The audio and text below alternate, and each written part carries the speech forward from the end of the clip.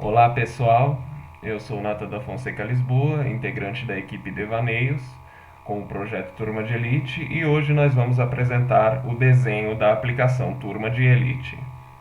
Pode passar. Bom, esses são os integrantes do grupo: o André, a Bianca, o Luiz, eu e a Patrícia. Bom, visto que para os alunos eles aprenderem, eles consolidarem seu aprendizado, é estritamente necessário que eles pratiquem as atividades que foram passadas pelos professores. E visando isso, o nosso projeto ele tem como objetivo o desenvolvimento de um sistema de gestão de aprendizado que integre conceitos de gamificação ao ensino, com o objetivo principal de auxiliar o corpo docente e discente de uma instituição escolar, auxiliando o corpo docente na geração de atividades que motivem os alunos com recompensas e conquistas, e o corpo discente, os alunos propriamente ditos, com atividades que engajem eles a produzirem, a praticarem o conhecimento aprendido. Bom, o projeto ele tem como principal objetivo para os alunos promover um maior interesse deles nos estudos, pelo conceito de gamificação. Pode passar.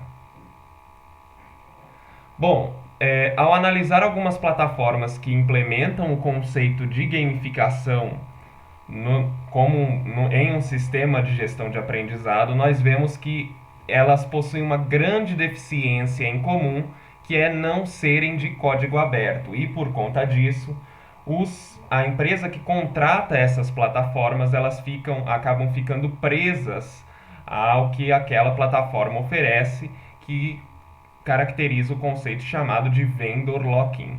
Além disso, muitas plataformas elas implementam o conceito de gamificação apenas baseando-se em pontos, deixando passar ferramentas para ranqueamento dos alunos e outras funcionalidades providas pelo conceito ou idealizadas pelo conceito de gamificação.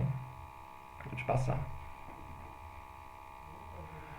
Bom, falando agora sobre a revisão de literatura, a professora da Universidade de Coimbra, Ana Amélia, diz que os sistemas de gerenciamento de aprendizado, sistemas de gestão de aprendizado, ou em inglês Learning Management System, eles provêm o aprendizado que conhecemos como blended learning, ou seja, eles possibilitam com que o aluno ele aprenda tanto no ambiente escolar quanto no seu ambiente próprio em casa, tudo em uma mesma plataforma. E o livro O Despertar da Gamificação Corporativa, segundo a autora desse livro, a gamificação ela aumenta muito o engajamento das pessoas ou dos integrantes de uma corporação por conta do conceito de recompensa, por conta de recompensar as pessoas por suas conquistas, né? E falando sobre esse conceito de recompensa, em uma pesquisa realizada pela filial de empresa americana, filial americana Aberdeen Research, que é uma filial de uma empresa de pesquisa, foi constatado que o reconhecimento por performance e a competição dentro da equipe foram as coisas que mais geram motivação nos entrevistados. Esses dois pontos eles são abrangidos pelo conceito da gamificação. Pode passar. Bom, eu vou falar agora das tecnologias que a gente vai utilizar. No nosso projeto, a gente vai usar o Java como a linguagem de programação do back-end e com apoio do framework do Spring. O Angular também vai ser usado como framework front-end. Para o armazenamento de dados, a gente vai usar o banco de dados de código aberto MySQL. Durante o desenvolvimento, a gente também vai usar o GitHub e o SVN para o versionamento do código. O back-end da aplicação a gente vai hospedar no Heroku, sendo usado como plataforma de CI o Travis. E o front-end da aplicação que vai ser hospedado para o serviço com o serviço Firebase Hosting do Google. E o suporte de autenticação de usuário do sistema vai ser usado no Firebase Authentication. Pode passar. Bom, sobre a arquitetura da nossa solução, de uma forma geral, ela é uma arquitetura MVC, né? Isso porque a gente tem as camadas, né, bem divididas, as camadas de visão, controladora e a camada de modelo, né? E conversando entre si pelos protocolos HTTPS, aqui no caso do front-end, né, que está em Angular aqui no Firebase com o back-end no Heroku. E também a comunicação aqui com TCP/IP, com TLS, que adiciona uma camada de segurança a mais, né? Porque criptografa as mensagens enviadas. O front-end ele vai ser construído, né, utilizando um conceito de SPA, né? Esse conceito ele melhora a usabilidade do usuário, uma vez que no momento da inicialização da aplicação, todos os recursos, né, eles já são carregados e não tem necessidade de carregá-los novamente, né, e só o que fica trafegando e alterando são os dados, né, no formato de JSON. Trafega entre o servidor e o cliente. Esse front-end nosso, ele vai estar hospedado no Firebase Hosting, assim como o Luiz falou anteriormente. A aplicação do back-end, né, vai ser hospedada no Heroku e o banco de dados vai ser hospedado numa VPS da Oracle. E também a gente tem, né, a parte da autenticação aqui, que a gente representou nesse quadradinho aqui, abaixo do quadradinho do Firebase, do front-end. E aí, esse Firebase Authentication ele vai ser responsável por fazer a autenticação dos usuários, né? E a gente escolheu utilizar esse serviço, por mais que nossa aplicação fique dependendo de uma tecnologia terceira, porque ele é mais simples de utilizar, considerando o tempo que a gente tem, e ele vai garantir a segurança também da aplicação. Para minimizar um pouco os impactos, né, da utilização desse serviço, a gente vai inserir ele na aplicação utilizando um padrão de projeto adapter, que assim, né, dependendo diante da necessidade futura, se ele for substituído, a gente consegue substituir com mais facilidade um outro serviço ou até mesmo por um serviço nosso proprietário.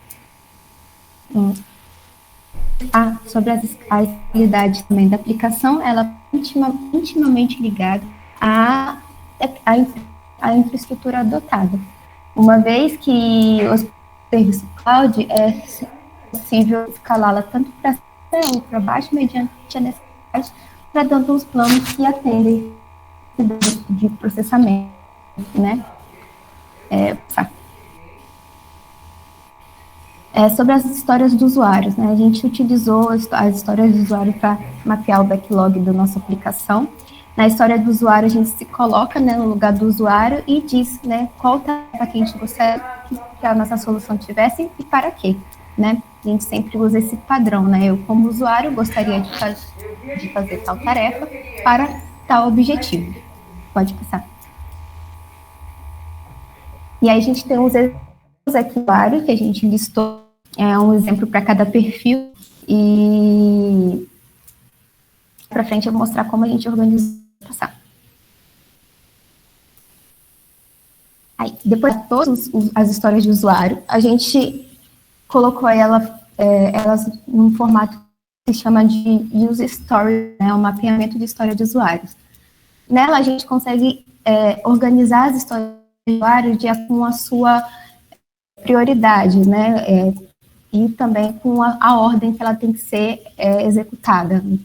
Aqui, esse mapeamento ele deve ser lido de cima para baixo, da esquerda para a direita, né? Então, e também, considerando, né, a gente dividiu por função, começando com a funcionalidade inicial, que é a de cadastros.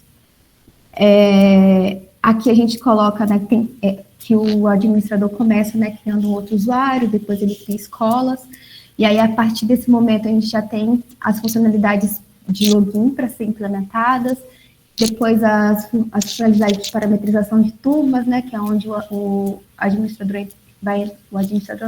gestor vai entrar na aplicação, criar suas turmas, escolher, atribuir os professores, né.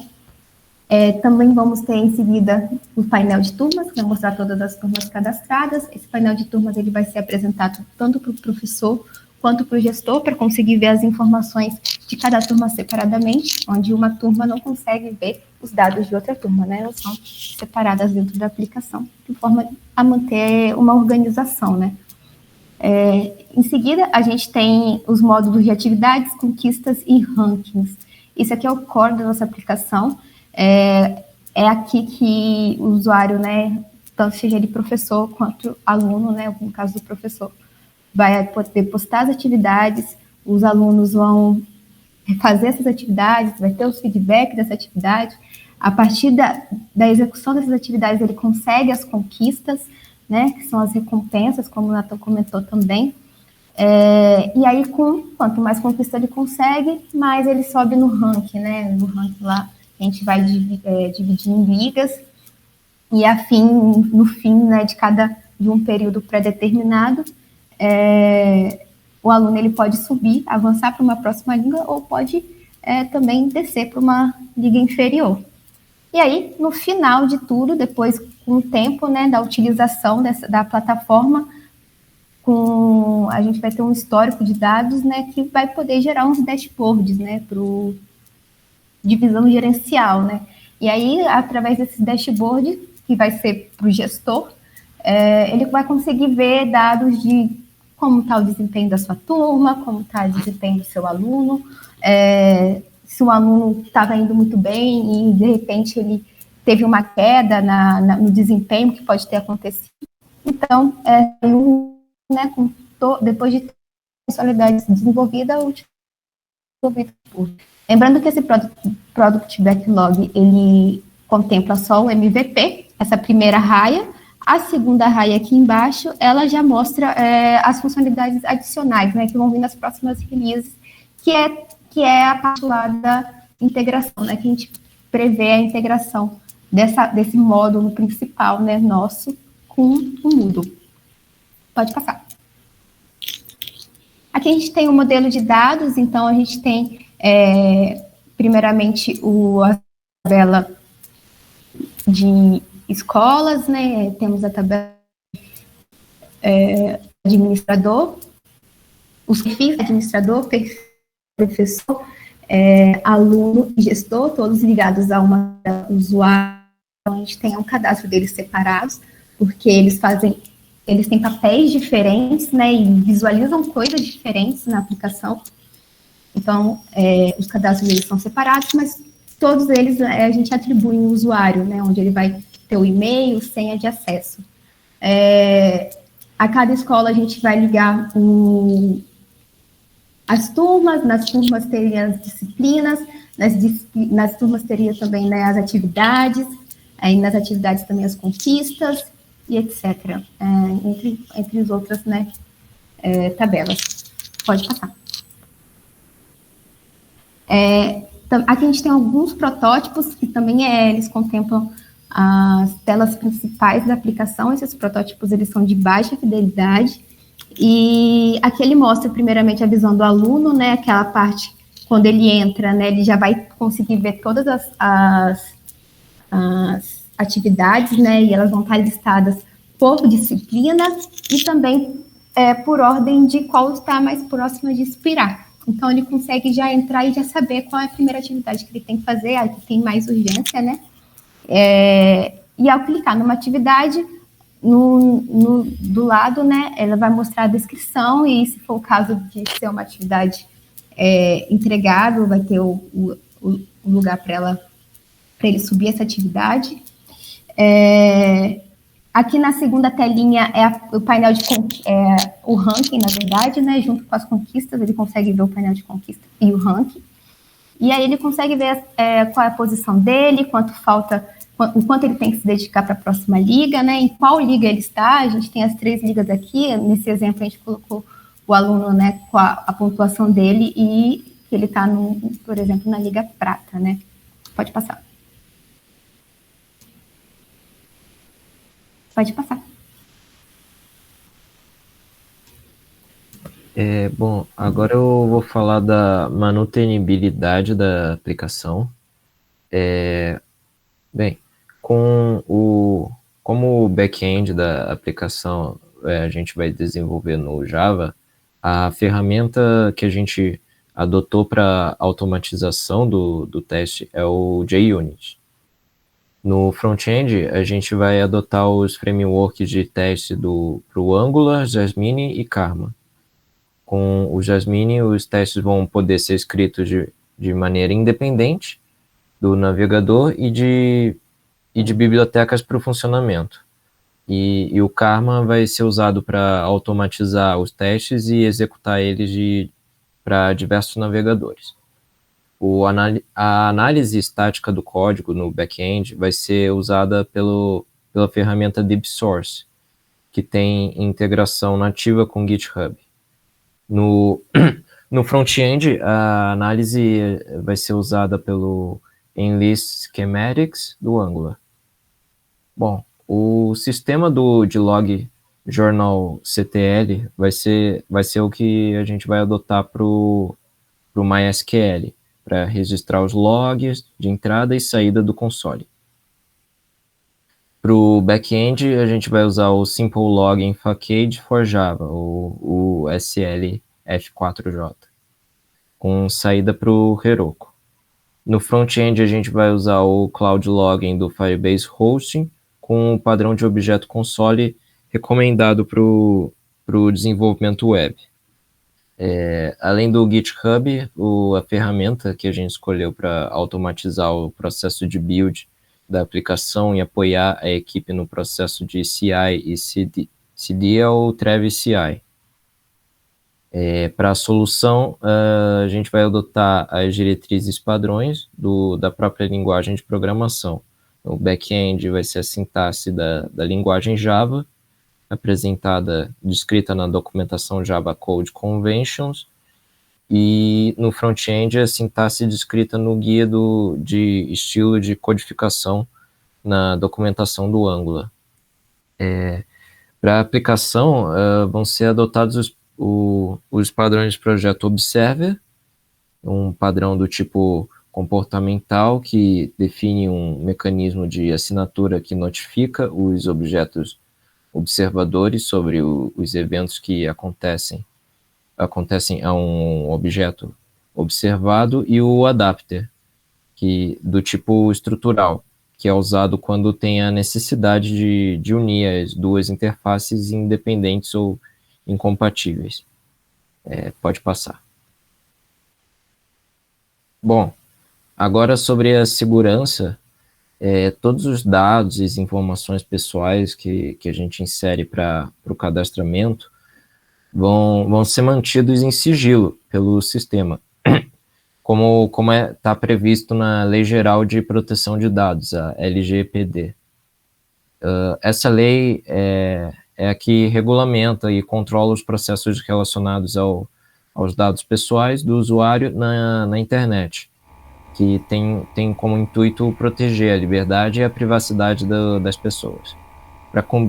Para cumprir essa proteção de dados, a gente vai seguir alguns pontos vitais para os dados serem guardados de forma mais segura possível, seguindo os pilares de segurança da informação. E são esses confidencialidade, para as informações só estarem disponíveis para quem for pessoal autorizado, integridade, para manter as informações sem alterar elas, a disponibilidade para manter os dados disponíveis para quem for autorizado a qualquer momento, e a autenticidade, que é basicamente documentar qualquer modificação de informação feita pelos usuários. Pode passar. Bom, falando agora sobre como o projeto ele vai se manter, né? Apesar dele ser um projeto de código aberto, ou seja, ele não permite venda direta da aplicação para outras empresas, uma aplicação de código aberto ela ainda tem formas de se manter. A primeira forma é a utilização do servidor do fornecedor, onde o cliente ele vai solicitar o acesso à aplicação e a aplicação ela vai ficar hospedada no servidor do fornecedor, né? Mas se o cliente ele não quiser que a aplicação ela esteja rodando num servidor terceiro, ele pode utilizar o servidor próprio sob um custo maior de manutenção e também de implementação, né? Mas ele também vai ter nessa opção a opção de customização, de personalização de marca, por exemplo, né?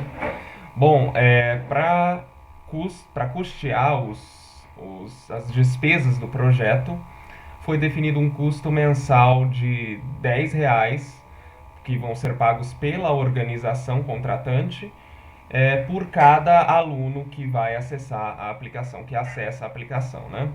Aí a gente fazendo uma análise, a gente chegou nessa tabela de comparação, que escala de acordo com a quantidade de alunos que estão sendo contemplados pelo sistema, que estão acessando o sistema simultaneamente, né?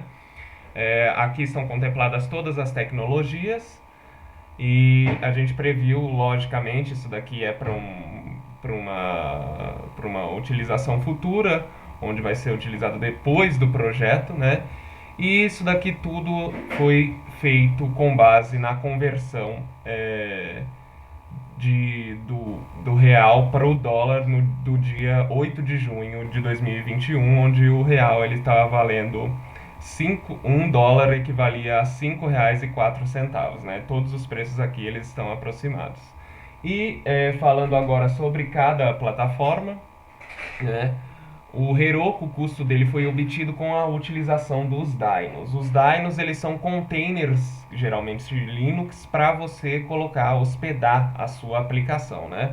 Então, à medida que o número de usuários simultâneos ele vai crescendo, a quantidade de dynos necessários também vai crescendo e, consequentemente, o preço vai crescendo. Da mesma forma, são as outras tecnologias, em especial, pontuação especial para o Firebase Authentication, que ele provê custo gratuito até um acesso simultâneo de 10 mil usuários, né? A partir daí, ele começa a cobrar pelo suporte a esses usuários.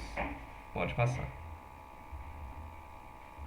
Bom, aí estão os custos, né, dos dynos do Heroku. Para 100 alunos serão utilizados 2 dynos standard 1. Para 1.000 alunos serão utilizados 4 dynos standard 2. Para 5.000 alunos serão utilizados também 4 dynos standard 2, que ainda suporta. Para 10.000 alunos serão dessa vez utilizados 2 dynos performance M, e para 50.000 alunos, como foi demonstrado na tabela, serão utilizados 2 dynos performance L, reforçando de novo que isso daí é apenas uma estimativa para o futuro do projeto. Pode passar. Falando um pouco sobre o gerenciamento do projeto, a metodologia de gestão adotada é baseada no Scrum. Então, com o Product Backlog, a primeira reunião da sprint vai ser a Sprint Planning, na qual as atividades serão planejadas, e nessa reunião será criado o Sprint Backlog. Depois desse planejamento, começa a execução das atividades, então será feito as dailies pelo aplicativo Notion e também checkpoints semanais pelo Meet, para ver o andamento do projeto e alinhamento das expectativas de entrega. E no último dia da sprint é feita a sprint review, uma reunião para identificar o que foi entregue e o que não foi na sprint, e depois dela é feita a retrospectiva, onde é apontado o que funcionou, o que não, o que pode ser melhorado e possíveis planos de ação para a próxima sprint. E logo em seguida é feita a planning da sprint seguinte. E assim, ao final desse ciclo, a gente pretende ter o Turma de Elite pronto. Falando sobre a organização da equipe, a Patrícia será a PO, então ela é quem cuidou da parte de licitação de requisitos, definição de escopo e também priorização e criação das histórias para o backlog. Eu sou Scrum Master e gerente do projeto, então vou ser responsável por organizar a equipe, conduzir as cerimônias e atuar como facilitadora dentro dela. E o time de desenvolvimento será composto pelo André, Luiz e Natan, onde o André será o tech lead, então a frente de desenvolvimento do back e do front-end serão as suas principais responsabilidades, enquanto o Luiz terá foco no front e o Natan no back-end. Lembrando que essa divisão é só para ter uma base, então não exclui o fato de que cada um poderá atuar em outras atividades conforme houver necessidade.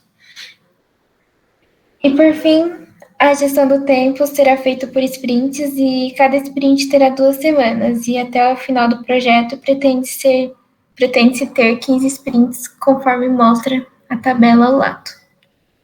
E é isso, se tiverem alguma dúvida podem procurar a gente. E obrigada.